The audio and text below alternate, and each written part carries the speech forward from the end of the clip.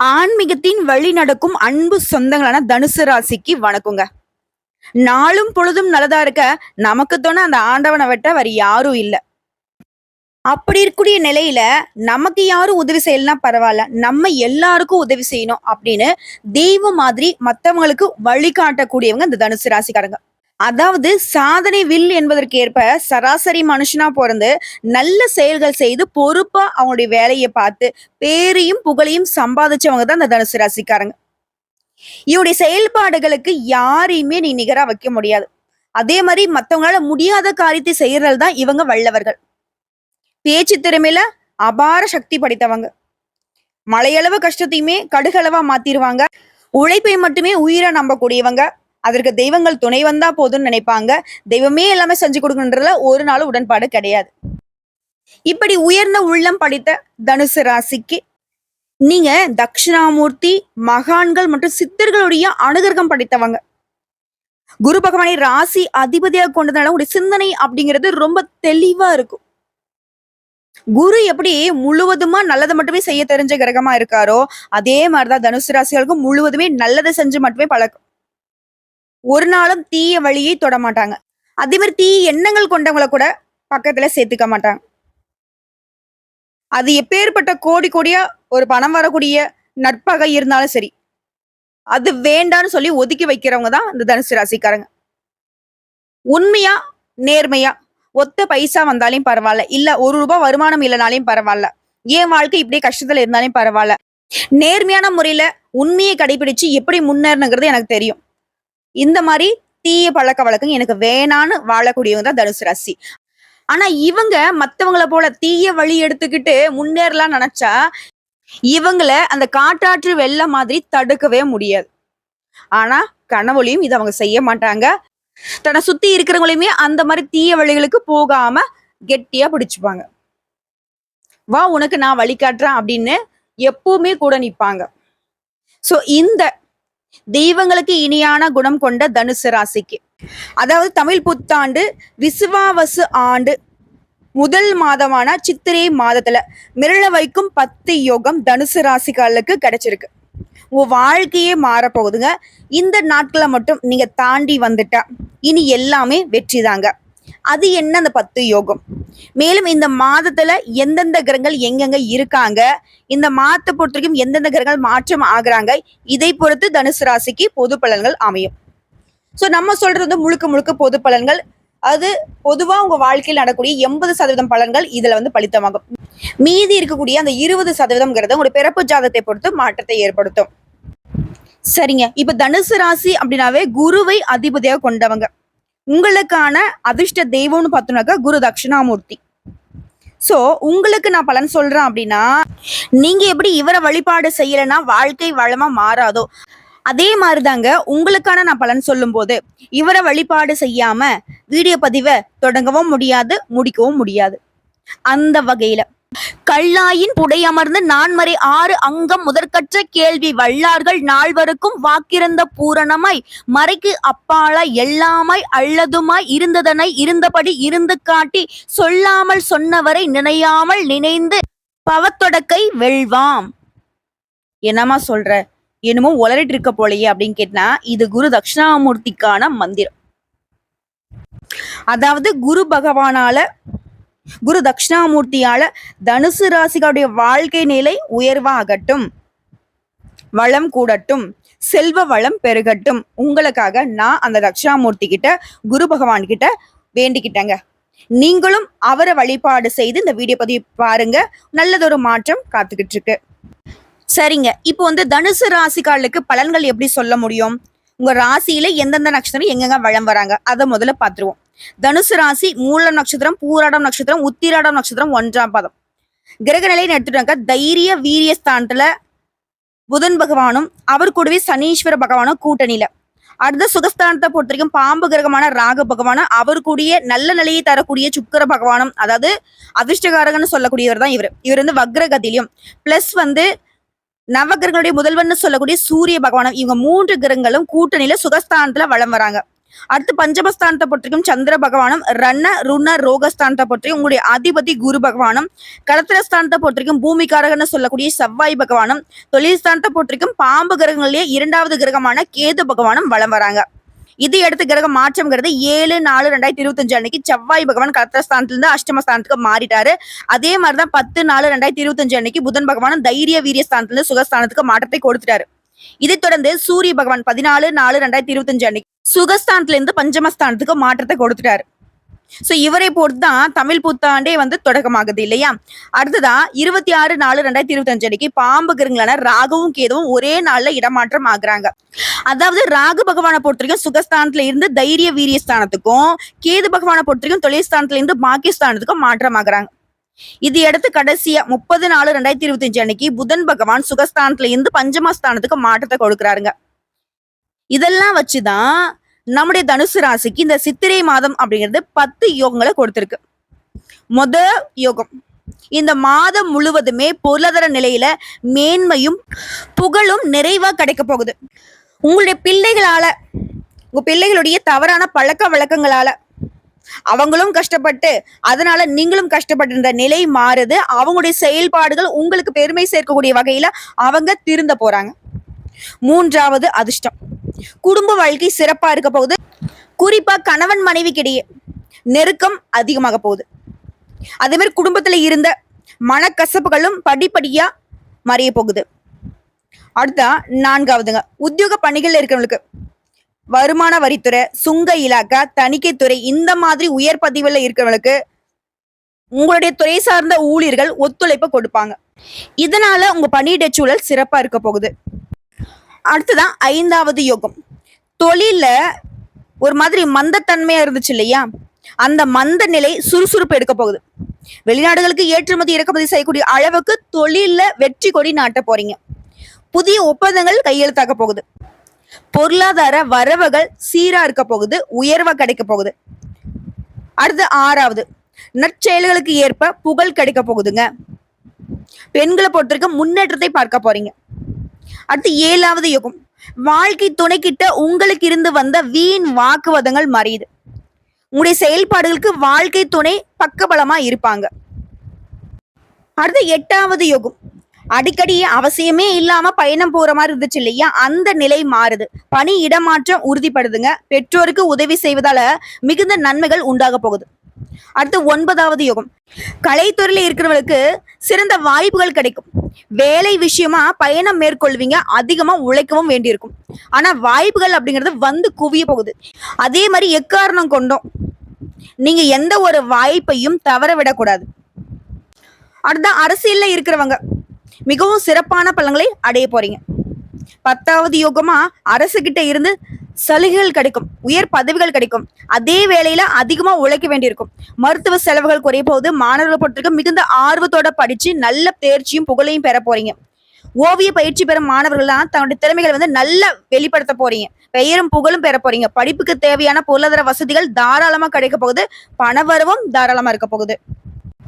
இன்னும் சொன்னா குடும்பத்துல மகிழ்ச்சிக்கு குறைவே இருக்காது. சுபகாரியங்களுக்கான பேச்சுவார்த்தைகள் சாதகமா முடியும். குடும்பத்துடைய தேவைகள் பூர்த்தியாகும். அடுத்தடுத்து உங்களுக்கு தொடர்ந்துகிட்டே வந்த பிரச்சனைகள் எல்லாமே தீர போகுது. மனசுக்கு நிம்மதி கிடைக்க போகுது. காரியங்கள்ல ஏற்படுத்த தடைகளும் விலக போகுது, தாமதங்களும் விலக போகுது. காரியங்கள்ல அனுகூலம் உண்டாகுது. அதே மாதிரி தவறான நட்புகளை விட்டு விலகி நிக்க போறீங்க. உங்களை தப்பா புரிஞ்சுக்கிட்டவங்களும் அவங்களுடைய தவறுகளை உணர்ந்துகிட்டு உங்ககிட்ட பேசுவாங்க. உடன்பிறப்புகள் வழியில அனுகூலமான பலன்களை பெற போறீங்க. கணவன் மனைவி கிட்ட இருந்து வந்த கருத்து வேறுபாடு மறைய போகுது. அந்யோன்யம் அதிகமாக போகுது. உங்களுடைய முயற்சிகளுக்கு வாழ்க்கை துணையுடைய ஆதரவு கிடைக்குதுங்க. அதே நேரத்துல உறவுக்காரங்களால சில பிரச்சனைகளும் ஏற்படுறதுக்கு வாய்ப்பு இருக்கு. இதனால அவங்க கிட்ட கொஞ்சம் பார்த்து உஷாரா இருங்க, பொறுமையை கடைபிடிங்க. மேலும் மாத பிற்பகுதியில நண்பர்கள் மூலம் மகிழ்ச்சி தரக்கூடிய செய்திகள் கிடைக்கும். சிலர் பழைய வாகனத்தை மாத்திட்டு புதுசா வண்டி வாகனம் வாங்கக்கூடிய வசதி வாய்ப்புகள் பெருகுது. இது சொந்தமா தொழில் செய்யக்கூடிய வியாபாரம் பார்க்கக்கூடிய ஆண்களுக்கும் சரி பெண்களுக்கும் சரி, அது சின்ன தொழிலோ பெரிய தொழிலோ எதிர்பார்த்த பலன் கிடைக்கும். என்ன கொஞ்சம் கூடுதலா உழைக்க வேண்டியிருக்கும். முக்கிய முடிவுகள் எடுக்கிறீங்க அப்படின்னாக்கா நிதானத்தை கடைபிடிங்க. இந்த மாதத்தை பொறுத்த வரைக்கும் புதிய முதலீடுகளை தொழில வியாபாரத்துல தவிர்த்துக்கோங்க. ஆல்ரெடி இருக்கக்கூடிய முதலீடுகள்லயே நீங்க எதிர்பார்த்த லாபம் கிடைக்கும். அதே மாதிரி போட்டியாளர்களுடைய தொல்லைகள் ஏற்படக்கூடும். அதெல்லாம் அசால்ட்டா சமாளிச்சிருவீங்க. அடுத்த பெண்களை பொறுத்திருக்கும் மகிழ்ச்சியோட காணப்பட போறீங்க. வீட்டு வேலைகள்ல கணவர் மற்றும் பிள்ளைகளுடைய உதவி உங்களுக்கு உற்சாகத்தை கொடுக்கும். பெற்றோர் வீட்டுல இருந்து நீங்க எதிர்பார்த்த காரியங்கள் அனுகூலமாக முடியுங்க. குறிப்பா உங்களுக்கு இத்தனை நாளா இருக்கக்கூடிய பிரச்சனைகள் எல்லாத்துக்குமே இந்த மாதத்துல முடிவு கட்டக்கூடிய மாதம்னு சொல்லலாம். வேலையில இருந்து வந்த தொல்லைகள் நீங்குது, பிரச்சனைகள் நீங்குது. அதே மாதிரி உங்க வேலையில தொல்லை கொடுத்துட்டு இருந்த மேல் அதிகாரிங்க வேற இடம் மாறிட்டு போயிருவாங்க. இல்ல உங்களுக்கு இடமாற்றம் கிடைக்கும். அக்கம் பக்கம் இருக்கிறவங்க அவங்களால உங்களுக்கு இருந்து வந்த பிரச்சனைகள் தீரப்போகுது. எதிரியுடைய தொல்லைகள் இருந்து விடுபட போறீங்க. ஆரோக்கியத்தில் நல்ல முன்னேற்றம் இருக்க போகுது. இப்படி பிரச்சனையிலே இருந்து வந்த நீங்க அதுல இருந்து விடுபட்டு பெரும் மூச்சும் நிம்மதியான மூச்சும் விடக்கூடிய நேரம்னே சொல்லி முடிக்கலாம். ஒட்டு மொத்தமா இந்த மாதம் அப்படிங்கிறது உங்களுக்கு முன்னேற்றம் அப்படிங்கிறது படிப்படியா உயர்வுக்கு போக போகுது. அதே மாதிரி இந்த நிலை நிரந்தரமா இருக்கணும், தொடர்ந்து நீங்க உயர்வையே பார்க்கணும்னாக்க அனுதினமும் பைரவரை வழிபாடு செய்யுங்க. நினைத்த காரியங்கள் கைகூடும். சோ இப்ப வரைக்கும் பார்த்து தனுசு ராசிகளுக்கு இந்த சித்திரை மாதம் அப்படிங்கிறது எந்த வகையில சாதகமா இருக்குங்கிறத தெரியப்படுத்திக்கிட்டோம். இப்போ தனிப்பட்ட முறையில தனுசு ராசியில கூடிய ஒவ்வொரு நட்சத்திரத்துக்கும் இந்த சித்திரை மாதம் எப்படிப்பட்ட பலன்களை கொடுக்க போகுது அதை இப்ப தெளிவா தெரிஞ்சுக்கலாமா? தனுசு ராசியில கூடிய மூல நட்சத்திரம் தெய்வீக சிந்தனையோட மற்றவங்களுக்கு வழிகாட்டிய விளங்கக்கூடிய உங்களுக்கு இந்த சித்திரை மாதம் அப்படிங்கிறது முழுக்க முழுக்க நன்மையை தரக்கூடிய மாதமா அமைஞ்சிருக்கு. குறிப்பா இந்த சித்திரை மாதத்துல உங்களுடைய ராசிநாதன் மே மாதம் 11 வரைக்கும் 6ஆம் இடத்துல சஞ்சாரம் பண்றதுனால, அதாவது உங்க ராசியில 6ஆம் இடம், அது மட்டும் இல்லாம அவருடைய பார்வைங்கிறது உங்களுக்கு 10, 12 2ஆம் இடத்தை பார்க்கறதுனால தொழில் வியாபாரத்துல இருந்து தடைகள் விலகுது.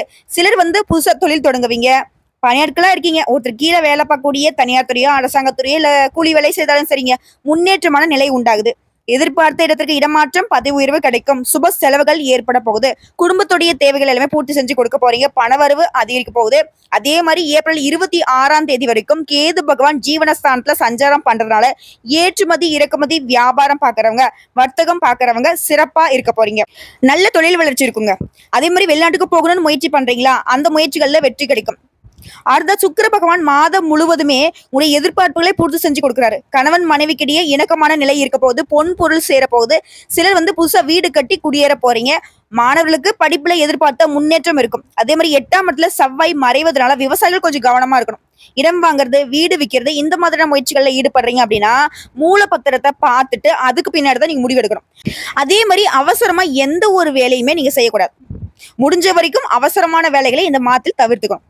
உங்களை பொறுத்த வரைக்கும் சந்திராஷ்டமம் அப்படிங்கிறது மே மாதம் 3ஆம் தேதி 4ஆம் தேதி 2 நாட்கள் எங்கும் கவனம் எதிலும் கவனம். இதுவே அதிர்ஷ்டம் தரக்கூடிய நாட்கள் பார்த்திருக்கேன். ஏப்ரல் மாதம் 16ல இருந்து 21, 25, 30, மே மாதம் 7, 12 இந்த நாட்கள் உங்களுடைய சுபகாரியங்களோட தொடக்கத்துக்கு பயன்படுத்திக்கோங்க. அடுத்த உங்களுக்கான வழிபாடு மற்றும் பரிகாரங்க, செல்வ கணபதியை வழிபாடு செய்ய செல்வாக்கு உயரும். அடுத்த பூராடம் நட்சத்திரம் எந்த ஒரு விஷயத்துமே உறுதியாக இருந்து செயல்படக்கூடியவங்க. ஒரு வாட்டி முடிவு பண்ணிட்டா உங்க பேச்சை நீங்களே திருப்பி கேட்க மாட்டீங்க, மாத்திக்கவும் மாட்டீங்க.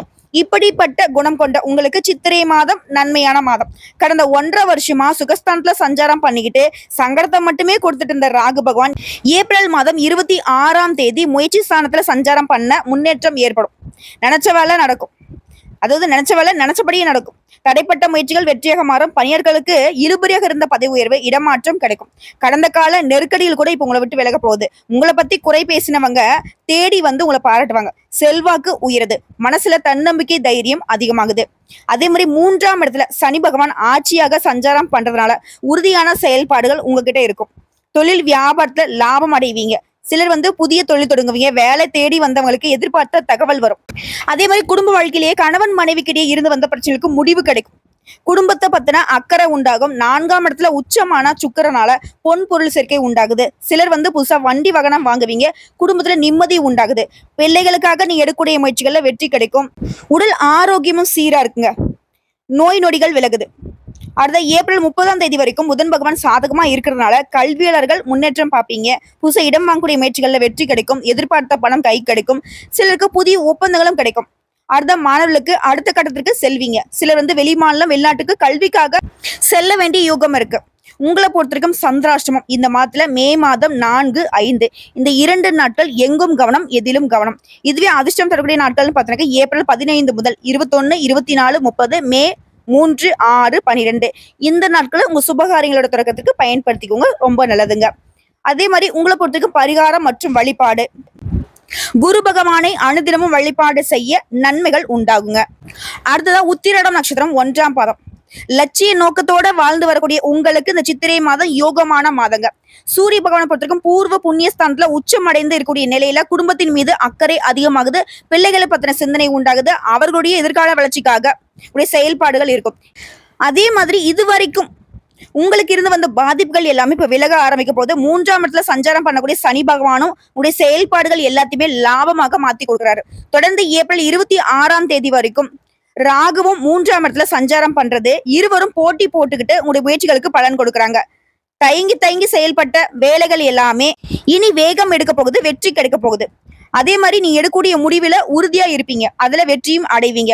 அடுத்து பணியாட்களை பொறுத்த வரைக்கும் தனியார் துறையோ அரசாங்கத்துறையோ இல்ல ஒருத்தருக்கு கை நீட்டி சம்பளம் வாங்கக்கூடிய கூலி வேலை செய்தாலும் சரிங்க, உங்களுக்கு இருக்கக்கூடிய சங்கடங்கள் நெருக்கடிகள் எல்லாமே விலக ஆரம்பிக்கும். தொழிற்ஸ்தானத்தை பொறுத்த வரைக்கும் மே 11ஆம் தேதி வரைக்கும் பலமடைந்து இருக்கிறதுனால பணியாட்களுக்கு நீ எதிர்பார்த்த உதவியும் எதிர்பார்த்த உயர்வும் இடமாற்றமும் கிடைக்கும். வியாபாரம் தொழில் செய்றவங்களுக்கு முன்னேற்றம் அடையப்படுங்க. அரசியல்வாதிகளுக்கு செல்வாக்கு உயர போகுது. வேலை தேடுறவங்களுக்கு நீ எதிர்பார்த்த நல்ல வேலை கிடைக்கும். அதே மாதிரி இன்னும் ஒரு சிலர்லாம் வேலைக்காக வெளிநாட்டுக்கு போகணும்னு முயற்சி பண்ணியிருப்பீங்க.